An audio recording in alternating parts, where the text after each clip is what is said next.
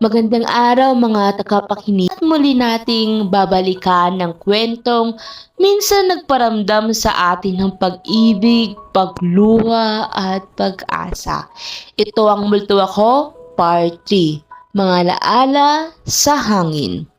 Matagal nang lumipas mula nang maghiwalay sina Angel at Victor, pero may mga bagay talaga na kahit pilit mong kalimutan, bumabalik pa rin tulad ng mga alaala.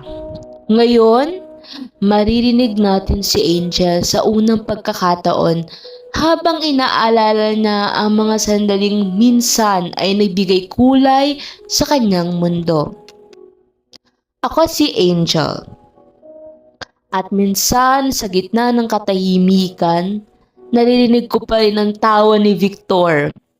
Hindi ko alam kung bakit, pero tuwing umuulan, parang bumabalik lahat. Yung mga lakad namin, tawanan, at mga pangakong hindi kita iiwan.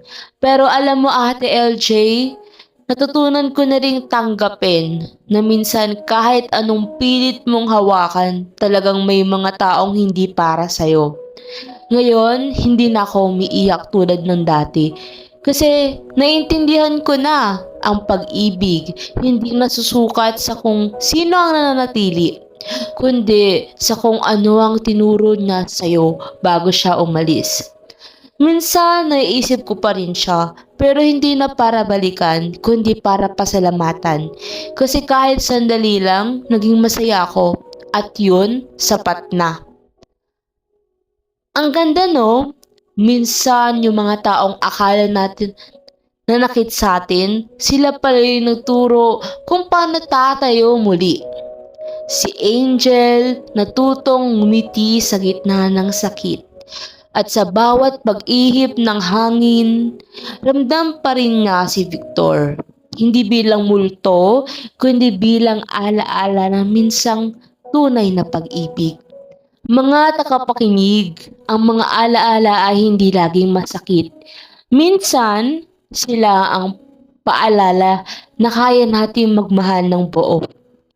Kahit masaktan, pero hindi pa dito nagtatapos ang kwento. Dahil minsan, kahit matagal nang lumipas ang lahat, may pagkakataon pa ring magtagpo muli ang dalawang pusong minsan nagmahal. Abangan nyo sa susunod. Ako si Ate LJ at ito ang Multo Ako Part 3, Mga Alaala sa Hangin.